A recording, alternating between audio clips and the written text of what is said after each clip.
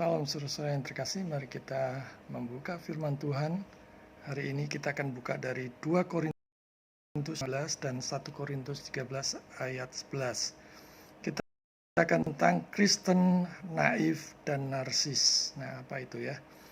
Kita sering dengar kata naif dan narsis.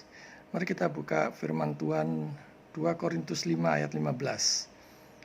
Dan Kristus telah mati untuk semua orang, supaya mereka yang hidup tidak lagi hidup untuk dirinya sendiri, tetapi untuk Dia yang telah mati dan telah dibangkitkan untuk mereka. Kita sambung dengan membuka 1 Korintus 13 ayat 11. Ketika aku kanak-kanak, aku berkata-kata seperti kanak-kanak. Aku merasa seperti kanak-kanak. Aku berpikir seperti kanak-kanak. Sekarang sesudah aku menjadi dewasa, aku meninggalkan sifat kanak-kanak itu. Nah, saudara-saudara yang terkasih, fenomena kekristenan saat ini banyak yang aneh-aneh ya, banyak yang nyeleneh ya. Saya mendengar ada orang Kristen yang naif dan narsis. Nah, ini kedengarannya rasanya kok gak enak gitu ya. Kalau kita mendengar kata naif dan narsis, sebenarnya apa sih artinya? Kita akan coba menggali kata naif dan narsis itu. Apa yang dimaksud dengan Kristen naif ya? Ini bukan nama band Naif ya. Bukan judul album pertama Naif atau nama suatu tempat di Dubai, Uni Emirat Arab. Itu bernama juga Naif ya. Naif itu artinya polos, lugu, kekanak-kanakan. Kita soroti kekanak-kanakan ya. Nah, kalau kita perhatikan banyak yang hanya mau khotbah pemberitaan yang enak-enak saja, yang menghibur dia, yang meninat bobokkan dia, ya seperti bayi begitu ya. Ada juga yang menyatakan pokoknya percaya Yesus. Repot saudara kalau sudah terkena teologi pokoknya itu, dan mengabaikan kitab suci sebagai satu-satunya standar kebenaran. Pada waktu ditanya percaya apa sih tentang Yesus, tidak tahu, pokoknya percaya. Nah, ini yang iman atau percaya yang membabi buta yang demikian, saudara-saudara. Dia tidak tahu kalau Yesus datang untuk menebus dosa. Yang dipikir hanya yang memberi yang enak-enak saja. Berkat, kekayaan, kemakmuran, kesejahteraan, kesembuhan, dan sebagainya. Jadi dalam praktek kehidupan masih dikuasai daging, nafsu, dan hal-hal duniawi lainnya. Kita coba melihat firman Tuhan dari 1 Korintus 14 ayat 20, masih bagian yang sama ya, saudara-saudara. 1 Korintus ya, ayat pasal 14 ayat 20. Saudara-saudara, janganlah sama seperti anak-anak dalam pemikiranmu. Jadilah anak-anak dalam kejahatan, tetapi orang dewasa dalam pemikiranmu. Saudara-saudara, jangan sampai semakin canggih ya dalam kejahatan ya. Misalnya korupsi gitu ya, tanggung kalau tidak kelihatan. Menipu, tanggung kalau tidak menguntungkan diri sendiri. Ya, kalau enggak menguntungkan diri sendiri, buat apa menipu, saudara? Tetapi dewasa dalam pemikiran yang dipenuhi firman Tuhan. Rajin menggali firman Tuhan. Rajin membaca dan merenungkan firman Tuhan. Jadi bukan game online yang direnungkan, drama Korea, ya sampai nangis bawang bombay gitu ya. Atau memikirkan komik dan novel dan sebagainya. Ya, itu narsis ya. Kalau narsis, jadi sekali lagi itu naif ya. Naif itu polos, lugu, kanak-kanakan. Nah, sekarang kita akan melihat apa itu narsis. Apa itu Kristen narsis, orang Kristen yang narsis. Artinya adalah perasaan cinta terhadap diri sendiri yang berlebihan. Nah, ini banyak yang seperti ini, saudara. Yang model begini ini banyak. Bahkan di dalam pelayanan juga banyak yang demikian. Kalau bisa semua untuk diri sendiri, berpusat untuk sendiri, diri sendiri. Bicaranya tentang aku.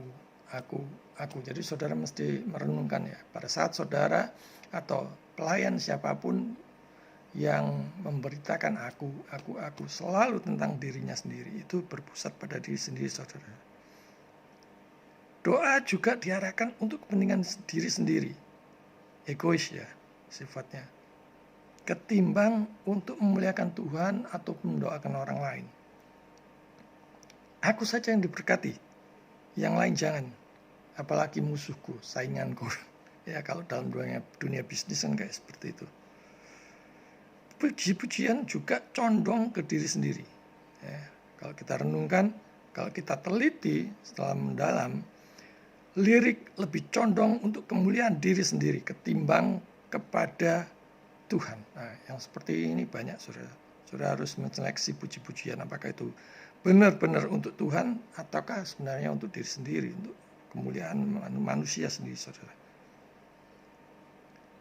Jadi itu memuliakan diri sendiri ataukah memuliakan Tuhan? Dalam hal bermusik juga lebih condong pamer skill ketimbang memberi yang terbaik bagi Tuhan. Saya sedikit menceritakan sewaktu di Kuwait dulu, saya pernah melihat saudara yang model demikian ya. Show up ya, pamer begitu ya.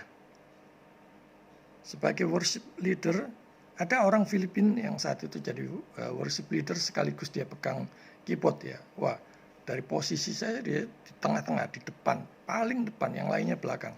Padahal musiknya komplit, bandnya komplit. Terlihat sekali saudara, nafsunya lebih menonjol dari yang lainnya, dari pemusik yang lain. Memang dia worship leader, tapi kelihatan sekali cara dia menyombongkan diri dalam kata-kata pujian maupun permainan, kelihatan sekali kalau menonjolkan diri. Jadi semacam pamer gitu ya. Ada juga yang merasa, aku percaya Yesus karena membuka pintu hati. Aku percaya karena aku mau percaya. Saudara, saya menemukan demikian di Jakarta, orang yang ya bahkan calon doktor. Dengan bangga dia, aku percaya karena aku mau percaya. Jadi akunya ditekankan. Kalau aku nggak percaya nggak bisa. Ya itu memang benar. Tapi tidak untuk memegahkan diri, membanggakan diri, memuliakan diri sendiri.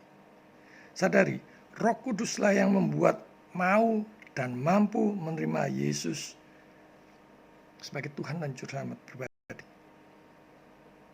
Kalau itu bukan datang dari Roh Kudus, saudara tidak akan mampu percaya. Ada juga yang merasa sudah selamat, pokoknya selamat. Merasa sudah ayem, tidak perlu melakukan apa-apa bagi Tuhan. Tidak mau melatih diri dalam pelayanan, mempertajam skill atau belajar dari yang lainnya, belajar dari senior-seniornya. Terus seumur hidup di dalam gereja. Ya hanya seminggu sekali untuk dengarkan firman. Tidak pergi kemana-mana, tidak juga mengerjakan amanat agung, tidak juga memberitakan Injil. Hanya dengar firman Tuhan setiap minggu. Ya. Mungkin rajin pelayanan musik, ya. Mungkin rajin pelayanan musik saja, tapi malas untuk belajar firman Tuhan, untuk ikut pendalaman firman Tuhan, untuk mau menggali firman Tuhan.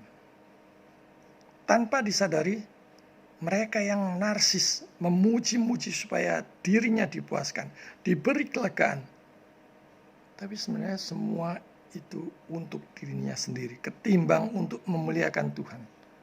Nah, kalau saudara-saudara demikian, ada pada posisi yang demikian, hari ini saya mengajak saudara untuk menyadarinya, untuk bertobat. Yang getol puji-pujian, merasa sudah memuji Tuhan. Padahal puji-pujiannya berpusat pada diri sendiri, diarahkan kepada diri sendiri. Sudah begitu, malas belajar firman Tuhan. Malas menggali firman Tuhan. Tapi dengar firman Tuhan yang sedikit keras dan yang menegur dosa, langsung ngambek. Langsung undur dari pelayanan. Langsung keluar dari gereja dan sebagainya. Jadi kekanak-kanakan di dalam hal rohani. Kalau seperti anak-anak yang patuh, taat, dan tulus serta polos kepada Tuhan, itu tidak apa-apa, saudara-saudara. Tapi jangan sampai kekanak-kanakan.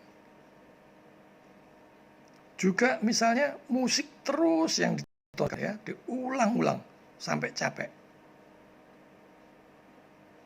Sampai saat dengar firman Tuhan sudah capek, sudah lelah, sudah mengantuk. Saudara mau dibangun dari mana? Show up, pamer. Dan kalau sudah disanjung hebat, wah, kamu hebat mainnya, luar biasa. Merasa puas, merasa lega, dan merasa seolah Tuhan yang dipuaskan.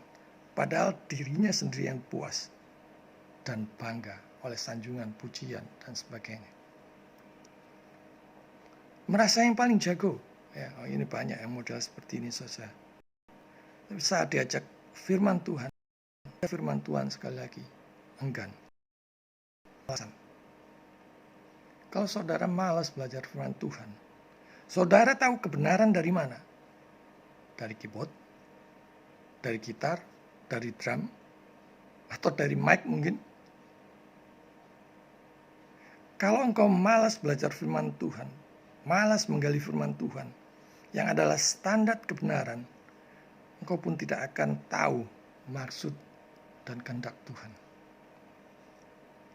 Dalam hal melayani, juga demikian. Gali terus potensimu. Jangan pernah puas dengan apa yang ada sekarang. Siapa tahu saudara bagus melayani bagi Tuhan di bidang lain.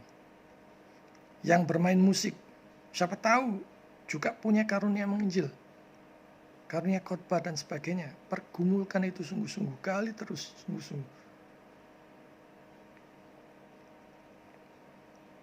Saudara yang mungkin bagus sebagai pendoa syafaat, siapa tahu juga bagus dalam visitasi, dalam misi, pemberitaan Injil kemana-mana, dan sebagainya. Tanya Tuhan terlebih dahulu. Dan pergumulkan dengan sungguh-sungguh itu.